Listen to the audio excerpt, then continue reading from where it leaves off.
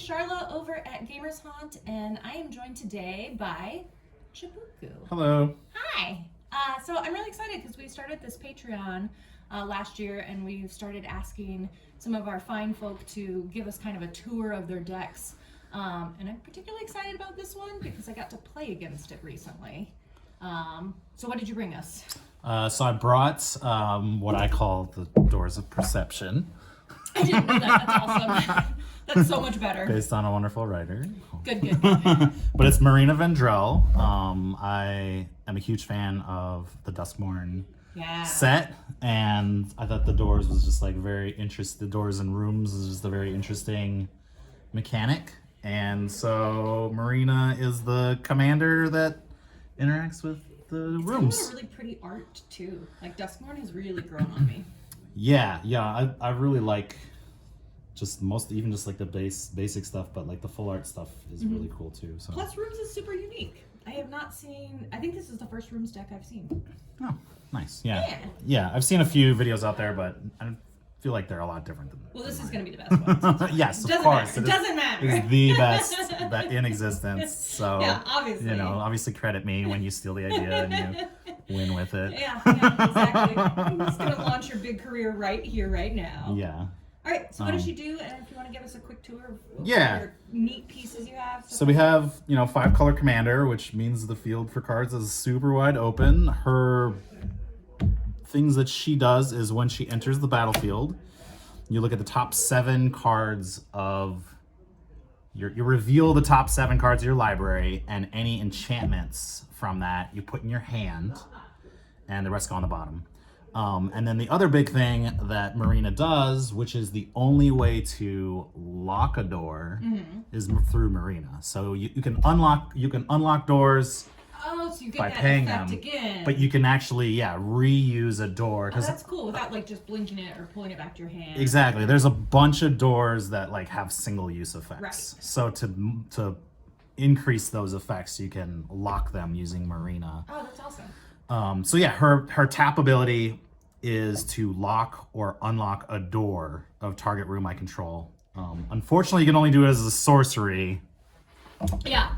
Same wizards. Come on. Definitely make it more powerful if I could do it on somebody else's turn. But I think the first time I played it, I was like, oh yeah, I'm gonna do this on the end step of my neighbor, and I was like, oh no, I'm not. Never mind, JK. That was so good. Oh right. Yeah. Never mind. So should I? Yeah. Where do you want to start us? Okay, I'm gonna. So like, just based off of Marina, I have. Okay. So we have Pemin's Aura, this old classic card. Yeah. Which is useful for 2 things, but on Marina will allow me to just like unlock all the doors. Just do and so basically like any door that you want to like reuse, because there's ones that do damage, such as the Roaring Furnace, that when you unlock it, it deals damage equal to the number of cards in hand. Oh, nice. You definitely want to do that. Yeah. Which, of course, like the synergy between that is the other side has no maximum hand size, and you draw an extra card at the end at your end step, right? Nice. Do you want to walk us through your rooms first, then? Yeah. What are you feeling? Yeah. I guess I kind of want to go into like the 5-color and how that works, because the difficulty in a 5-color deck is, of course, making it go. Make it so you can actually play your cards. So you can actually play your commander. Yeah. Because there's been plenty of games where I've tried to, at first, before I made a little bit more fine tuning, where like I literally played the entire game and couldn't get my commander out. Yeah. Because it's 5 colors. Right. So we'll go into our like mana. How we get mana and because she's cool, but if you can't ever play her, who cares? So I have a fun combo, which I think is unique and is one of my favorite things to do, to the point where I will actually tutor into this little combo, even though it's like I have so much better cards I could possibly tutor into. I like this one because you can play lands from your graveyard, So then I have a Yeah. nice focus in my land base Got it. of cracklands, right? So like if I get this out early and I have at least one of these, You're gonna hit your land. then I'm gonna hit my land drop every single turn. Yeah. Right? Like I Crucible don't. worlds in a room. Yeah, essentially. So like if I can play for my graveyard, I'll crack. I mean, I'm losing a life for most of these per turn, but whatever. You know, no big deal. It's a resource.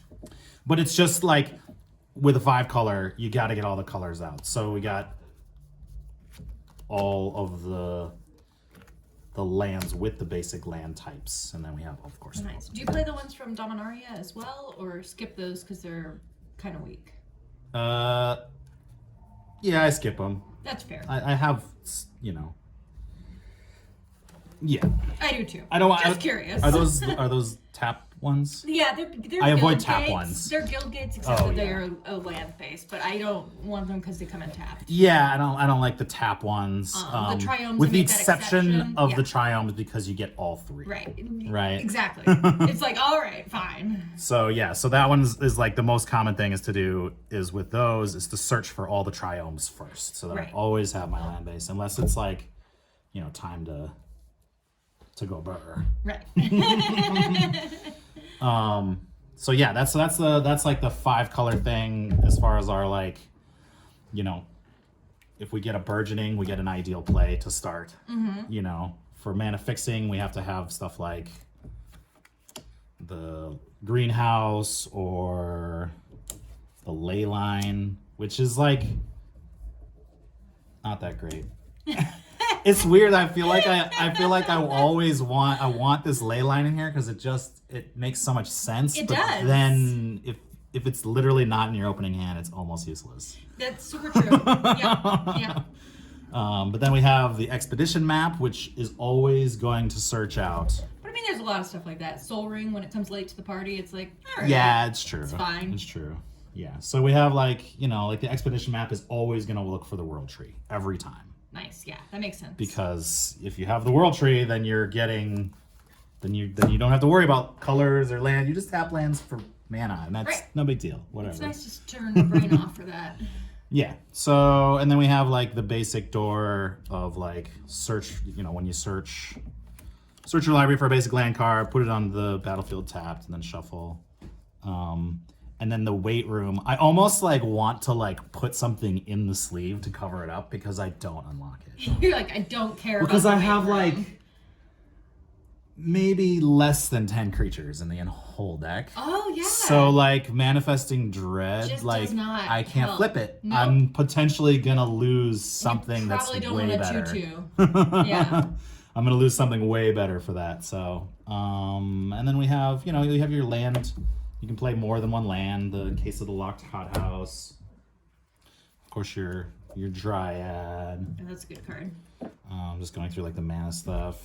Sanctum Weaver, of course. Enchantment dork that is Right. so necessary for me, especially when I'm tapping for 10 mana Yeah. off of are a not Sanctum cheap. Weaver. No. And then we have, of course, the Nyx Illumination, everyone's favorite. Yeah. And then the lovely brand new Overlord of the Hauntwoods, which came out in Duskmourn as well, which makes the Everywheres, which are great. Yeah, that card I love because it's good in Commander and in Standard. I was Yes. down in Atlanta and playing against it in a Standard tournament, and I was like, oh, that's a beast. Yeah. And then one of my just, I feel like this is a kind of a pet card. But it does some interesting things. So bigger on the inside, enchants either an artifact or a land. I only have like 2 artifacts, so it's always going to do a land. But it adds 2 mana of any one color, and the next turn, the next spell they cast this turn has Cascade. Oh, I love Cascade. So Yeah. then I'm potentially cascading for something, and I'm not entirely sure how the rule works on this, but I think that if you cascade a card, you can cast either side. Either side, that's correct. So like I'm cascading for 3. I'm like, oh, I've got this 3 right here. Let me just play this 6. Oh, Is see. that? I don't know the I don't answer to know. that. Should I? Yeah, absolutely should. Yeah, I'm not sure. That's a rules one. I Listen, don't I'll think look about this it up too much. after this It video does. and put it in there. I'm like, listen, we don't know what we're doing here. We're just here for a good time. It's like text, a little quote on the top. Yep, so. yep. We'll give an important PSA announcement. Yeah, so I guess I could go. That's kind of like my mana, how the mana works. So I'm gonna show off these. We'll go these 5 first. Are we starting with the most useful or least useful? These are the most useful. Okay, These okay. are like, these are the ones that I'm Primo, you're likely to excited. tutor for. Okay. If I'm gonna grab doors, I'm going to tutor for these ones. Or this one, I guess. We'll throw this one, even though I already introduced this card. So I will tutor for this one. Yeah. Just because I like that land, being able to get that land every turn. Like, that's like super important to me. Because if somebody wipes your board and you're Right. stuck with no lands, It's like terrible. you're It's stuck. the worst. You can't recover from that. No.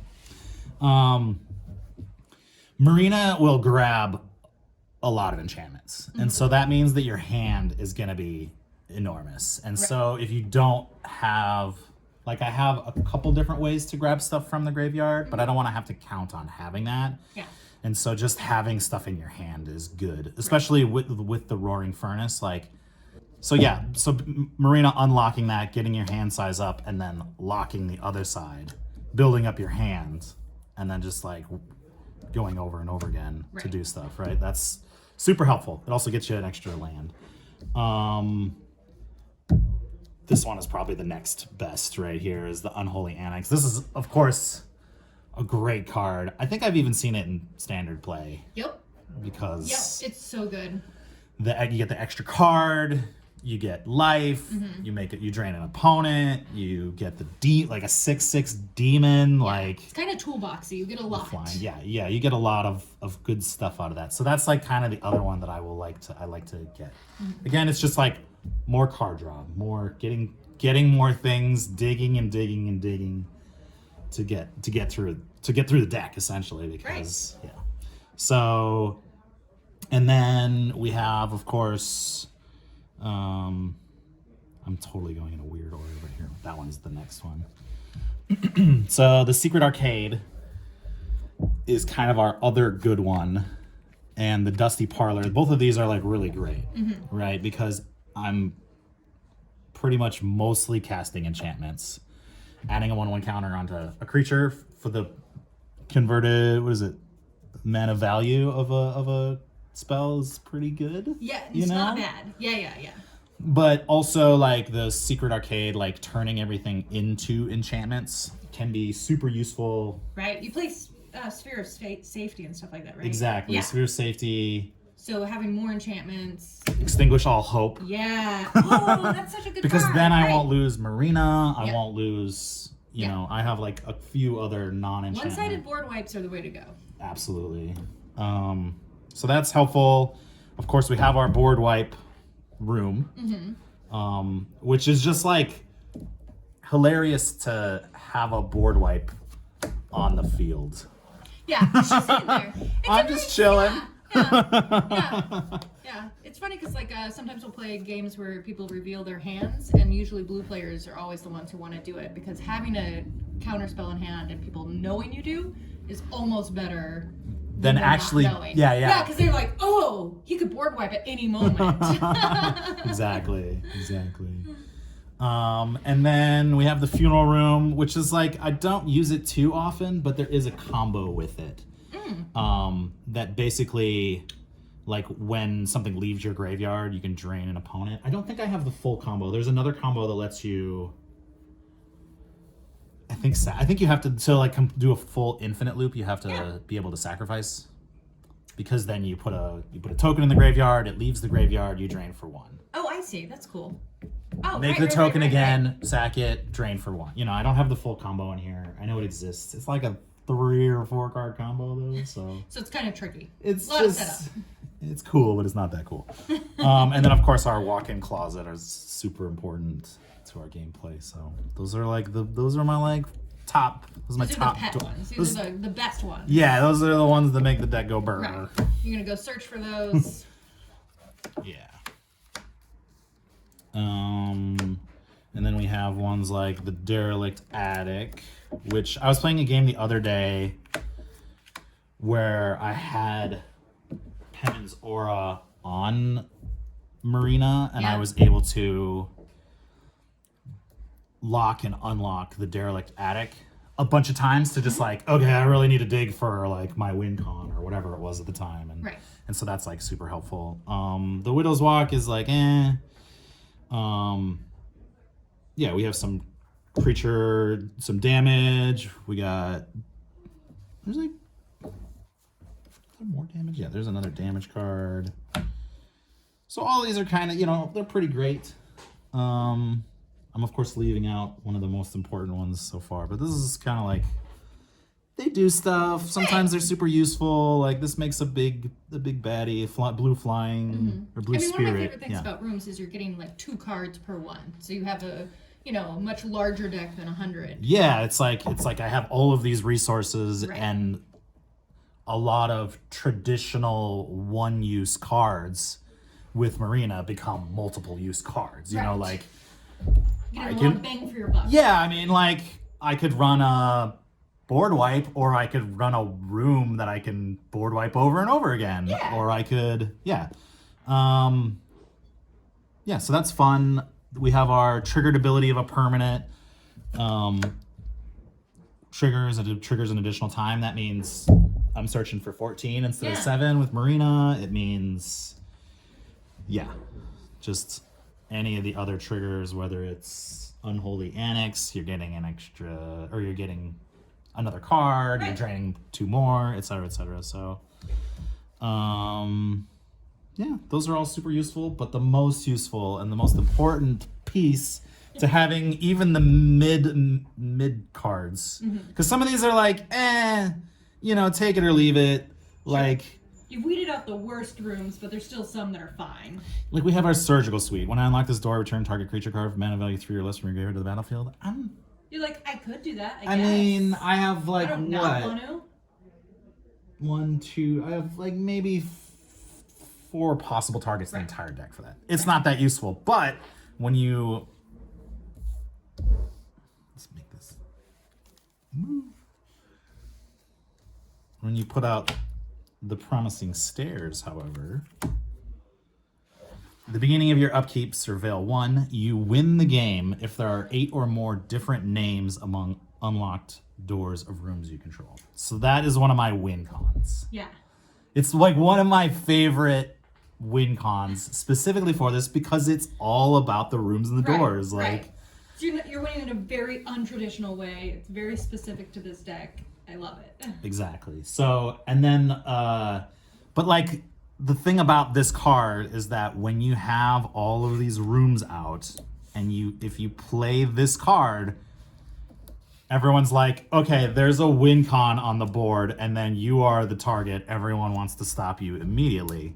So the best way I've found, and this is like I think this is the thing about the deck that I didn't see in other deck lists that I found. I run these 2 cards because I want to do this. In an ideal world, I would play the Promising Stairs on the end step of the person before me. Right. With Leyline of Anticipation or Heliod.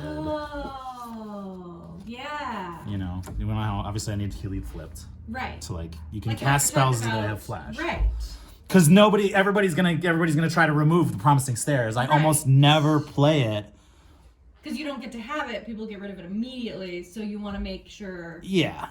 You flash it in there. I want to flash it in and win. Right. And so same way we gotta get it so you can do instant speed unlocking doors. This kind of lets you do that. Yes, sort of. Yeah. The other thing is like being able to have that in my hand, having one of these out, and then playing Teferi's Protection. Just basically says, right, I'm out. It's when it's my turn, I win. Bye-bye. and then somebody has to have something like, I can't win the game, to be able to stop it. Yeah. Which has happened before. Really? Yes. That's fun. Yes. Somebody. Magic at its finest. What's that like angel that stops? Is it like the Platinum Angel? Platinum Angel. Yeah. Yep, I was playing against an opponent that had Platinum Angel. And you could not win the game? I could not win the game, and then another opponent copied the Platinum Angel like 20 times. Oh. And so, like, I have two opponents that can't lose, and me who's trying to win. And so the only way for me to win is to destroy everything, which I was able to. Oh, good. Overcame it. Yeah, so that's like my big win cons. What else do we have? What else do we have? Do you have like protection? Yeah, so okay. Like, goes from Fairy's protection. What else do you have that's like, how do you stay alive? How do I stay alive in a deck that only has... You've got no creatures really. Very few creatures. Right. Yeah, so I have a little bit of pieces that are sort of pillow forty. Mm-hmm. We have the classic propaganda. Oh, of course. We have the best one for this deck, of course, which is Sphere of Safety. Mm-hmm. Do you play the counterpart of Ghostly Prison as well, or not worry about it? Don't. No, fair enough. What is that? No, I don't. Oh, Ghostly Prison's exactly like propaganda, only white. Oh, okay. Yeah. Yeah, no. You probably don't need it because you got those other two, and yeah, you know, Sphere of Safety is by far your best one.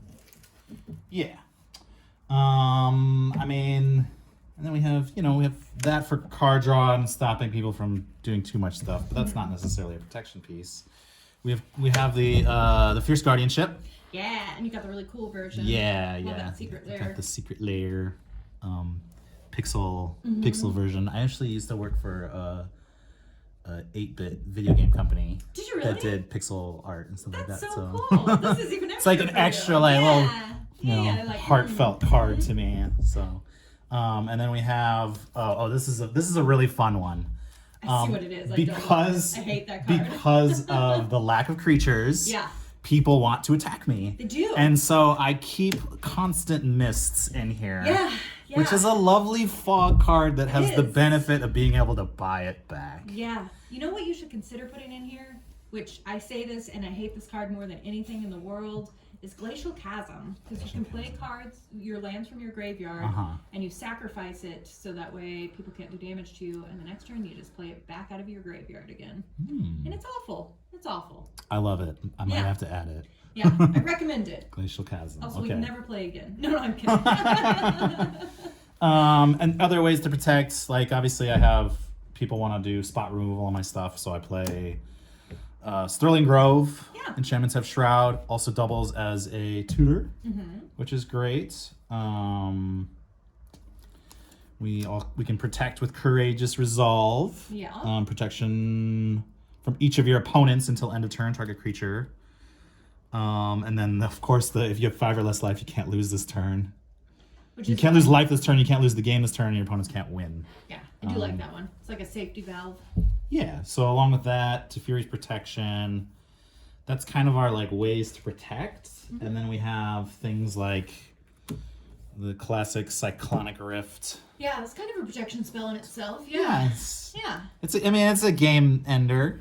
Yeah. About most of the time. And very salty one. It is. It's on the top of the salt list, I think. Yeah. And then we have to protect, of course, by removal. Yeah.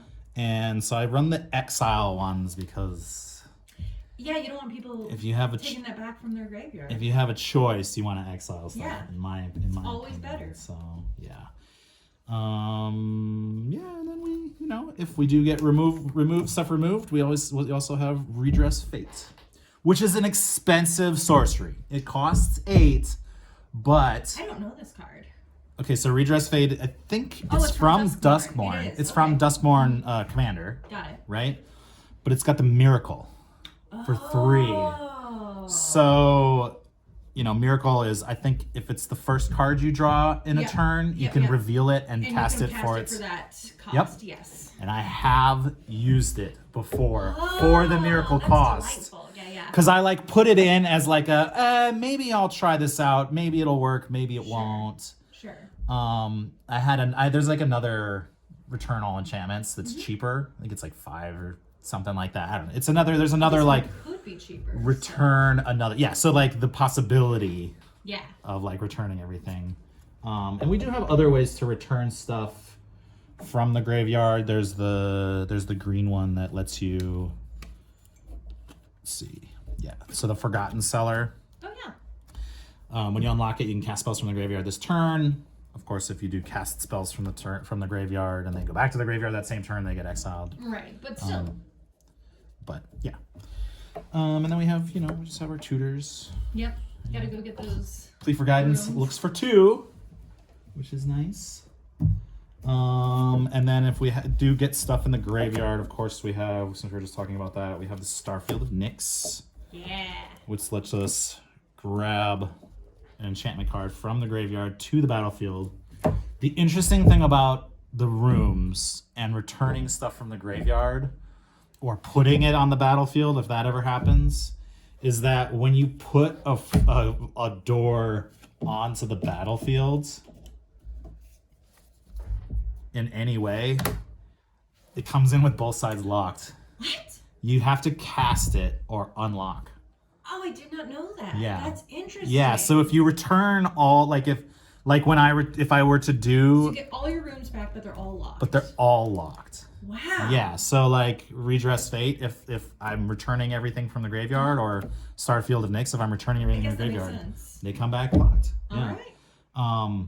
Which is if I have Pemin's Aura, and I have Marina, and then I return all that, this comes back into the battlefield and comes onto her, and then I just unlock everything. No big deal. No big deal. Everything real fast. Yeah. So that's a useful one. And then, of course, the other side of Starfield of Nyx that makes rooms really fun is when you have a room out, if you have 5 or more enchantments, which I normally do, right. Each other non-aura enchantment you control is a creature in addition to its other types and has base power and toughness equal to its converted mana cost. So the converted mana cost of this card is 5, but the converted mana cost of both rooms unlocked is 8. So this then with Starfield of Nyx becomes an 8/8. Oh, that's delightful. Creature. Yeah. Okay. Because it's the cost of the rooms that are unlocked. Oh, that's neat. Yeah. And then, so that's that. How organized should I keep? Should I move things back over here? Take that stuff out. These are the rooms. And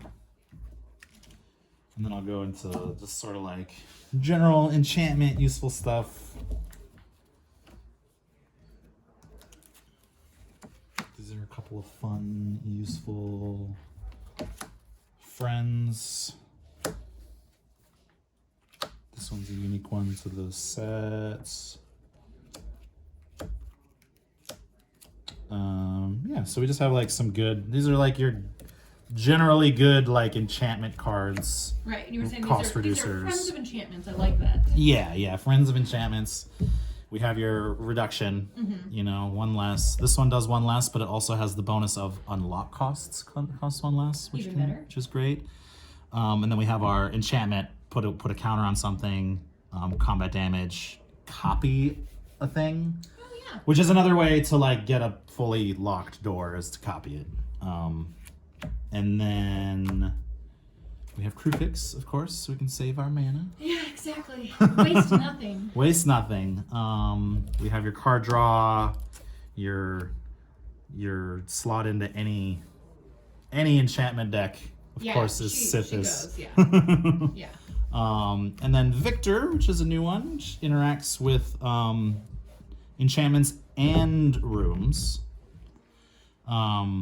So it's one of those the first time you do this, the second time you do that, the third time, etc. Which doesn't pop off very often. But when it does. It can be fun. That's fair. I like him because he is Themey from Duskmourn and does neat things with it. So yeah, it's a little different, you know? In that way, the reason that he's still in here and he hasn't been removed is for that flavor. Yeah. Yeah. He does things with rooms and he's not useful. Right. I have a lot of stuff like that where I'm this is, Yeah. You gotta have flavor. And then we have the Ghostly Dancers, which generates more chumps. Generates 3 1s whenever an enchantment enters and whenever a room is fully unlocked. Yeah. So you're making 3 1s.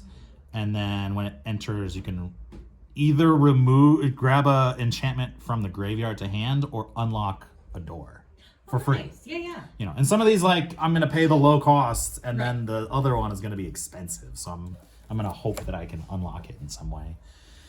And then these ones are fun because they, of course, you know, they feed into the enchantment's energy. Yeah. But then they allow me to blink Marina to just keep digging and digging and digging and finding those cards. Yeah. Seems like a deck that really utilizes almost all of the cards in it, which is neat. Yeah. I guess there's very few that, like, even the pet cards that I have are still, like, synergistic in some way, you know. So yeah. Awesome. Any others? Or is that or is that all of it? Oh, I didn't go over these. Those are the ones I was looking at. I was like, hold on, there's a couple of mean cards. Yeah, there's a couple. Okay, all right. People hate these cards. I only have nice cards. Yeah, what about those? I don't have Sandworm or Sigil. So sitting over there casually. 75% of the time, somebody finds a way to remove Sigil before I can pop it off. Yeah, makes sense. Shocking. It's like, it costs 5, so I can get it out pretty early. Yeah. You know? Reasonably early. And then I have lots and lots and lots of enchantments, so I can start building up angels. You know, that's the other. But it's not about attacking. You know? You're just here to protect yourself. I'm just here to, like, have some flying chumpies. Like, that's it. Yeah. You know? And then, you know, Sandworm goes in alignment with my other pillow fort. That's true. I don't want flyers to attack me because, you know, oftentimes you don't have a flyer to block. Yeah. As a Kalia player, I understand. Exactly. So I want that, and then it just makes, you know, a 5/5 green. It's just one per turn, though. It's not that big of a deal. Yeah, this is just fair magic. Fair magic, you know, and yeah, sometimes you get to bring out that for free. Yeah. You know, like, you know, you get to redress Fade or Starfield of Nyx the Sandworm Convergence. It happens. It does happen, you know. Awesome. This is a really cool deck. I really like this. It's fun, and it's like, I have, like, a blend of stuff that's like, I don't worry too much if stuff hits the graveyard. I can probably get it back. Yeah. You know? I also noticed you don't play counter spells at all in this. I have the one. I just added that one. I do have the Fierce Guardianship. That's true. You have Fierce Guardianship. It's the only one. Yeah. I just put that one in, actually. I mean, it makes sense because you don't have, like, a huge number of, like, combos you're trying to protect from. You're just trying to, like, stay alive till you get to those. Yeah. I mean, and it's interesting. It's like, there's not too much, like, super combos. Like, I'm not focused on infinite combos, although I do have I have an infinite mana combo. Right. Of course, with Sanctum Weaver and Pemin's Aura, that is an infinite mana combo. Yeah. Of course. But I'm just probably just sitting here trying to play the cards. Right. You know, like that. Yeah. I guess most decks that I play, my goal is not necessarily to, like, have a crazy time. It's just to play my goal is to play the most amount of cards. Right. You're like, can I do what I was envisioning with my deck? Yeah. I love it, and I think it really accomplishes that. Yeah. Well, very cool. Thank you so much for sharing this with me. Yeah. And if you all are interested in sharing your decks, like, subscribe, and you can join our Patreon and get picked for this as well. Yeah.